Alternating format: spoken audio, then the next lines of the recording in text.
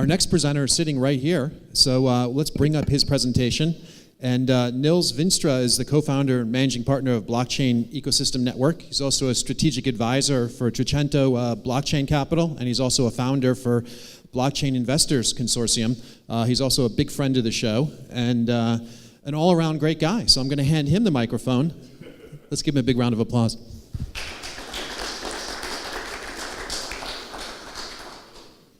All right. So on the schedule it says I'm going to talk about lessons learned from 11 ICOs you're running in Europe. That's true. But before we start there, I'd like to do some background as well, so you have some context to where we're coming from with this. First of all, my name is Nils Veenstra. I'm Dutch, as you can probably hear, or maybe see, because we're all about 7 feet tall in Holland, I guess. You can always send me an email or find me on LinkedIn. But my disclaimer I have to say, because of my new law firm, I am not a lawyer. I did go to law school because I hate math, but I'm not a lawyer. I don't give any legal advice. I am an investor, but I won't give you investment advice either. Unless I just saying, buy when the price goes up and sell when the price goes down. That makes sense. Anyway, I do have opinions. If you have any questions, please feel free to ask. I'll be more than happy to share. My background is very simple. We were doing events for years and years and years around disruptive technologies. We did the New York FinTech Week, the London FinTech Week, and we did a bunch of blockchain events. About 2 years ago, I got a phone call from a guy called Michael Ray. Michael was then the CEO of Infosys in India. He used to be the CTO of SAP in Germany. And he said, can you please come to my house? I need to run something by you. So, all right. So I went to his house in Baden-Baden in Germany. And he said, as the CEO of Infosys, we do a lot of fintech stuff, right? We have the biggest market share in the banking industry with a product called Finacle. But I'm going to resign my job next week, and I'm going to start a blockchain startup because I've seen the future, and the future is blockchain. The big difficulty I have is, and I've been to every blockchain show in the world, including yours, Nils. And it's always the same issues, the same topics, the same people in the audience, the same talks about algorithms and consensus, this and that. But the main difficulty I face is I have not met a CEO or a CIO as the CEO of Infosys that actually can actually understand anything around blockchain. We have a marketing issue. We have to come up with a way to explain to enterprise leaders what blockchain is, how it will impact their industries, and how we can actually go forward. Because if we don't pay attention now, they will be forced to pay attention in a few more years. So we decided to start with Beacon. Beacon is the blockchain ecosystem network, and it was really simple. It's just taking 12, 13, 14 verticals, find very smart guys all over the world, and create content around use cases and adoption of new technologies in these verticals. So for instance, we had the global CEO for Shell for the energies. We had the Save the Children CEO for charities and the World Bank and the Bill Gates Foundation. And we did shows. We started with masterclasses. So we did masterclasses for the European Commission, financial regulators, what is blockchain, how will it impact the world. And we did use case conferences, and out of that came a big show in Barcelona. About 18 months ago, we started doing events like these. How do startups raise capital without actually giving up equity? And how do investors get ROI through tokens? That's where we came from. And then we came across a conundrum, and that is that we saw some really cool projects, and we got a lot of questions from our old client base, CIOs basically. How can I tokenize part of my business? So we set up a separate company because you cannot really do much commercial stuff if you run an event company, in my belief. And that was Turek. And what we do with Turek is we don't run ICOs, we don't advise ICOs, we actually build companies. And we take various jurisdictions for that based on the company itself. So last year, ICOs, what does it mean? A token is funding, right? That's kind of what it was. It's very simple. I'll give you tokens, you give me funding, and I'll build my platform out, and hopefully we have a nice company down the line. That's last year. There was the traditional ICO marketing rules applied. No more. Traditional marketing rules were like 12 months old, but they're gone. So what we are seeing is basically, and this is how we approach this business, that there are 4 different types of tokens. The first one is the easy one. It's a full utility token. You have something, you have a network, you need a token to run it. It's very straightforward, it's a utility. The second one is what we have been doing the last few months, and that is, if you are building that network, so you will have a utility down the line, but you still need money to get in to actually build it out. You go through in software, we call it a purchase agreement. We treat it as a security, the first one.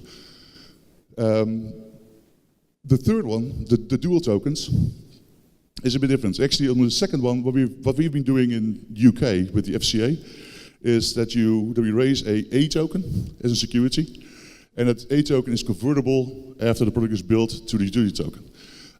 We do it twice now, both times in the UK, but it's still quite of early stages where it goes. The third token, the dual token, is actually quite interesting. It's a security token that we use to build on Rails, so an application for an entire industry or for an ecosystem. On the back end of that, more parties can come in with a utility. So we use this type 3 as a full security, dividends paid, everything. I was at New York Consensus. We had a talk there in the crypto house. Mike was there as well. And every time they say dividends and tokens, stay away, stay away, stay away. In the US, you don't want to say this stuff, but we actually like this. We get a lot of traction with investors, also traditional investors, that actually like to see dividends paid on their token investment. So that's what we do with the third one. And the fourth one is just a security. So how do we see a utility token? And I know that the definition in Malta is actually quite straightforward. I won't go into it because I think you'll hear it over the next 2 years anyways. But say you want to build a subway system, right? You need rails, you need trains. Quite simple. So if you have a rails and train, you have it there. But you also need stops. You need to go from one place to the other place. 2, 3 stops is not really a good network, right? You need to have loads of stops, right? This is a full subway. This subway has, in the stop they might have a Starbucks, or they might have a DVD rental place, or whatever. But this is a full network of utility. The token is fueled to ride the subway. That's it. You're not an owner of the subway. You're not you don't get shares, equity. You don't get money back for anything. You just use the token. You pay it. You ride the subway. You get out of one of the stops, and you're off. Utility token. So, for the full utility token, in our opinion, you need to have the infrastructure network effect in place. This is not a funding event for us. This is a distribution of tokens that is basically a prepayment for services. Very straightforward. We don't sell it as an investment. You don't market it as an investment. You're not going to go in front of you guys saying, well, if my subway is so desirable, the ridership will go up this way, and then the token price will also go up times 10 in the next 9 months. Now you're actually not selling a prepayment of a service, you're actually selling an expectation of profit increase, security. So the type 2 token that I said in the beginning is a bit different. So you are going to build a subway, and you're going to raise or distribute the tokens when it's done. And you're going to raise it as a way to actually use it. But actually to get to that stage, to actually buy the train or to build some more stations or to get some rails down, you need some funding. In this case, what we do is we actually do a purchase agreement. Token A is in security. The utility is not there yet. And then as soon as the funding is done and you build out your platform, then we go to the token sale for the utility side. And it leads to a utility token offering. Token 3 is the one that's you raise the securities and you do it in a way that actually takes ownership. So basically what you say is, okay, I'm going to sell you this token, we're going to build this subway. It's a fantastic subway and we're going to get an exponentially growth in our ridership. And in return for your early investment, we're going to give you dividends on the future growth of our subway system. It's clearly a dividend-paying token, and that's what we'll be doing a bit the last few months in Europe. It might lead to a utility token offering. It also might lead to multiples. I mean, maybe there's going to be a company that wants to do coffee outlets in one of the 40 of your stations, and they want to use the same system for the token mechanics for the payment system. So you can actually build on top of it as well. What are we working on? Well, actually, I just told you this. So it's utility tokens. We're looking at Malta to do this. I mean, it's quite straightforward. We have a few projects we're doing. It's purely membership tokens. The network is there. The companies have been around for 6-7 years. You get a token, so you could be part of the network. You can use it basically. Malta, in our mind, is very good for this. For the A tokens to be converted to B tokens, we actually be using the UK a lot, together with DLA Piper, the law firm, and with the FCA. So it's fully regulated in the UK. And they took a page out of the book that they expect to happen also in the States. And the dividend token, we're actually doing it in a few different places. We do one in Switzerland, one in France, and also one in the Netherlands. What we really need, though, and also what we to go back to the beginning, we need the market to mature. Market maturity, I was last year in Barcelona with Michael Turpin's CoinAgenda Europe, and there was a question to a panelist. I think it was Jeremy Garner who was sitting there, and the question was, how do we get traditional money into this space? And Jeremy Garner said, governance, regulation. I mean, we need to have something here that actually is real. So what we need is understanding. I mean, the 5 phases are actually very good, I thought. So the way we're doing it is actually we are still doing projects that we almost do as an educational piece. Also the masterclasses, and then we do the big Blockchain Solutions World Congress, which is a industry-led conference. So one project we're doing right now is called is an EFRO. It's a European Union grant that you can apply for. We're getting a few million from the EU. And what the EU wants to do is they want to see, it's regional based. So this is sponsored by the EU, but also by the City of Rotterdam, by the Port of Rotterdam, by the Block Lab, is a non-profit incubator there.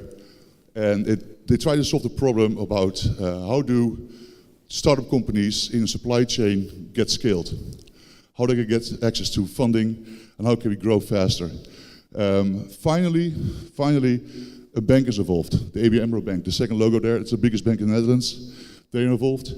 And also because the 6 investments that we have allocated here, they have to be approved by the Dutch regulator, by the Avm. So they really do not want to, but they are forced now to make a stand because the European Union now puts money into this. Okay, we're going to do it, and now we need to come up the framework. We like to show these kinds of projects during our big conference. There's one in Barcelona in October. And as you can see, the sponsors that we have are not the blockchain companies. Well, New Alchemy is one, but Google is not. Really, Huawei, Microsoft, Intel, it's very small, but these are our sponsors. So it's really a blockchain solutions effort. Like how do industries embrace blockchain, or how should they or could they embrace blockchain to find efficiencies in the business models? So that's what we're trying to solve, and that's how we try to also run our ICO projects that may or may not even go to a token sale. Again, my name is Nils. I'd like to thank you for listening to me for a few minutes before lunch. I know it's been a long sit. If you want to talk to me afterwards, I'll be here for 3 days. I look forward to talk to you later. Are there any questions? What's for lunch? Yep. Any questions? Raise your hand and I'll bring the microphone around. Going once, going twice? There's got to be one question. Yep, here we go. Tell us where you're from. Bob Snyder from Channel Media Europe. Just one question, Niels. You showed how the token has evolved into 4 types of tokens. Do you envision any more new types of tokens that might emerge, a 5th or a 6th? Yeah, I do actually. The discussion we had in New York about this topic was really around different asset classes for tokens, or different token classes. That's something that I didn't put in these slides because that's something that I'm not very comfortable talking about also from a legal perspective. the way that we have put this together, or the 4 different tokens, really pertain to how we are interacting with the regulator and with our marketing and our talk around doing projects. I also have to say, so of the 11 projects that we have running right now, 2 of them are actually utilities. That's it. The other 9 are not. They're clearly securities. And I also think of the 11, 2 will go to a public sale. The rest will not. It's actually all private. So we've seen a major slide from the community crowd raise, basically, or crowdfund efforts from 2017 to now having much bigger project with much more traditional stakeholders and get investments from the traditional space. Lots of hybrid as well, so that we actually give equity sometimes in the companies. Board seats are also taken up. We have a supply chain startup that Samsung is involved in. So Dr. Hong, the president of Samsung, is on the board there. So it's much more matured, but still it's very hard to actually do because the framework. I mean, Malta is trying very hard, but the framework to really get the confidence of the traditional investor to actually get in these things is still very dark. All right, any other questions? All right, well, if there's no other questions, we want to thank you for your presentation. That was awesome. You're going to be around for lunch, so people can ask you questions then.